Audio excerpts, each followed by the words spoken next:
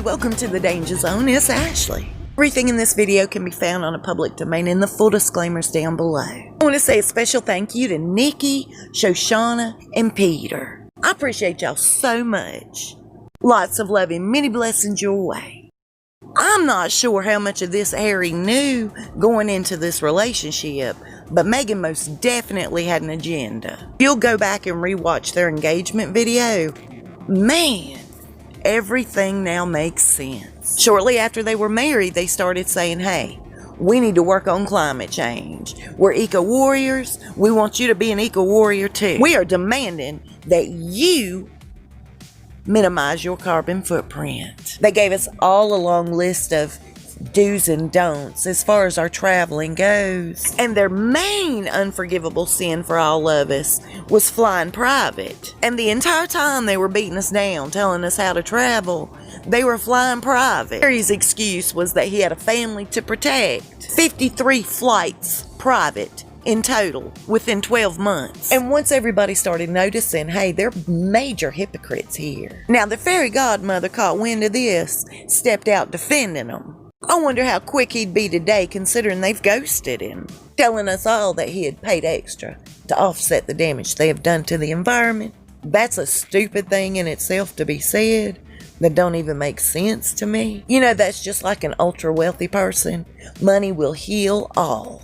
Please. It was during the same time period that we all heard how she had taken Harry from cigarettes and tea and coffee, put him on a strict vegetarian diet. No booze, no red meat, no fun and friends, no frolic. I don't understand any of that because her entire life revolved around cigarettes, doobies, red meat, and booze. And they say she loves a party better than anybody in this world.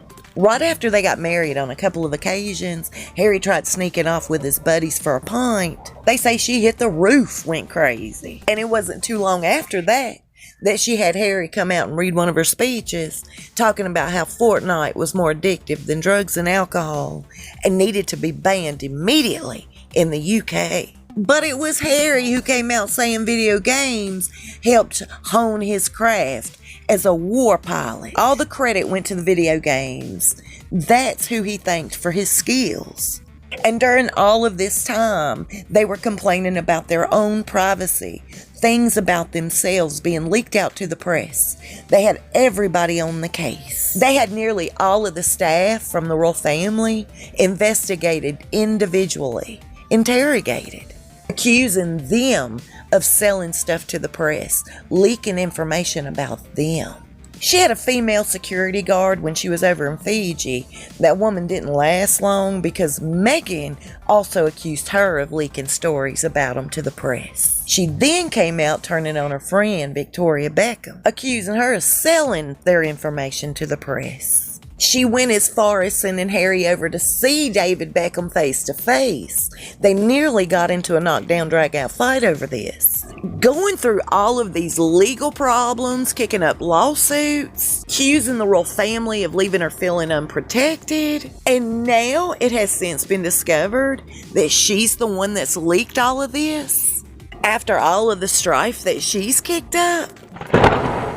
That's like a whole nother level of crazy. Scary crazy if you think about it. Anyway, she and Harry have been known to always be online. He went by Spike Wales for the longest time, keeping up with all his exes. He even had a secret Instagram account.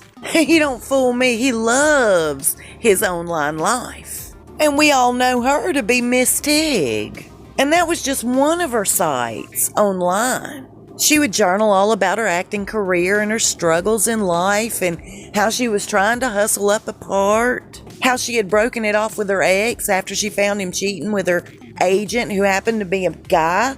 She had such a big deal over that. Why? Because it was a gay relationship? She acted as if she had such a huge problem with her ex being a bisexual. She seems okay with Harry. What happened to equality? Hello? Regardless, my point is this, they both love their online lives. She has had several accounts of all sorts. I've read a few of her hostile opinions on several different things. She's not always kept it rainbows and butterflies. But see, there's been a massive change, a shift in everything, since having to come up with a new foundation and shutting down the old account, as well as people seeing these jokers for who they truly are. They've lost millions in followers, which equals lots of money. These two people are the worst at hiding what they're truly after, because Harry came out yesterday talking all kinds of nonsense, saying he and Meghan had started a new campaign back in June where he's contacting all these big businesses, trying to get in touch with all of these social media platforms, letting them know that their opinion is this: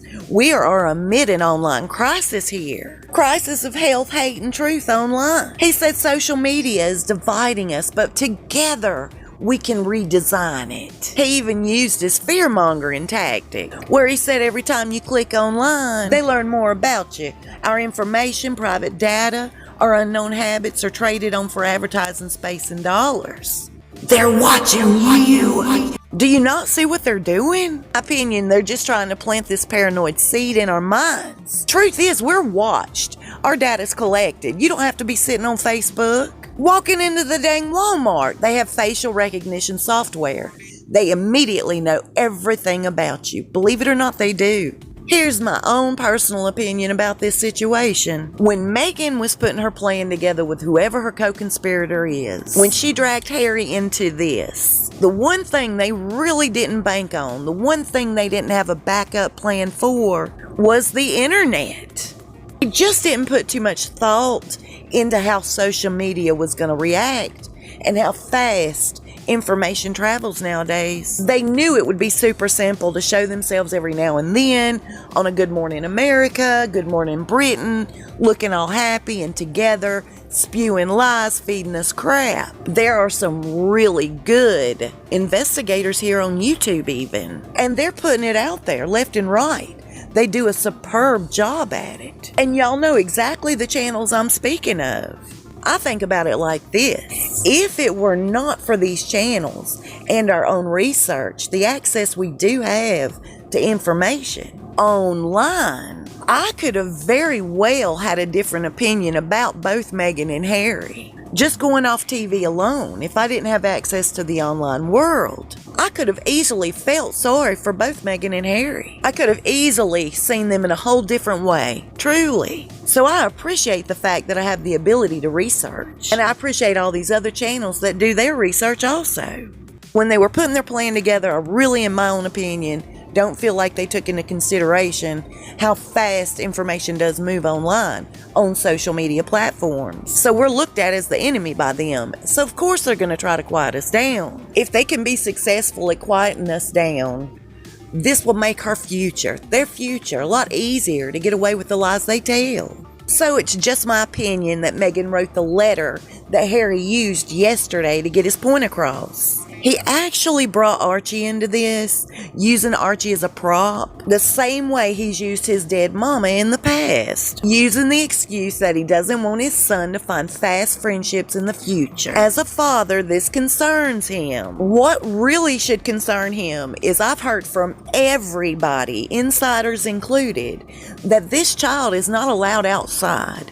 That is concerning. So if there is truly a kid in their custody, that truly worries me. And I would think any dad would be concerned with this. Getting back on track, during this campaign, it just seems like the only thing they've really achieved is ticking off the wrong one. Just exactly as she did with Vogue UK. Even after she snagged somebody else's creation and claimed it as her own, she was not even considered as one of the 25 most influential women of 2020. But yet, who do you think topped that list? The Queen was picked. How about that for a slap in the face?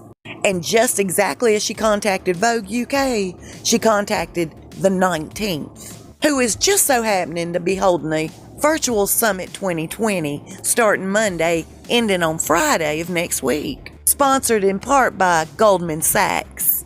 Keynote speakers: Hillary Clinton, Bill and Melinda Gates. And it goes on to say behind the 19th, Meghan the Duchess of Sussex gets to ask Emily Ramshaw, the co-founder and CEO of the 19, about her creating a transformative newsroom centered on gender equality. And because I'm super nosy, I've already RSVP'd my spot in the virtual crowd, as well as submitted my own questions. I'm crossing my fingers that they pick at least one of my dang questions. I have stewed on going into those woods for a couple of days now, and that was a pretty dumb move on my end. Sometimes I get ahead of myself. I was really tired Wednesday night. I didn't feel like waiting around for my partner. I figured I could go at least check things out before he got there. And if there is a next time having to go out like that after dark, I'm going to most definitely wait on my partner. I uploaded just to share with you guys what it's all about. And most of the time, though, it's not after dark or in the woods. Y'all said the sweetest things, and for that I'm super grateful. But trust me, I'm nobody special. I'm just a filthy rag of a sinner with a bad habit of cussing from time to time. But God knows my heart when it comes to these animals. So I just wanted to say thank you from the bottom of my heart.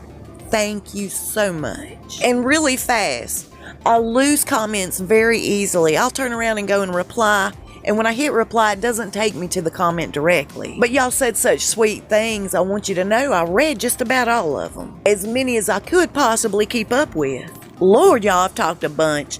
I'll see you soon and we'll talk fast. Please stay safe and be blessed.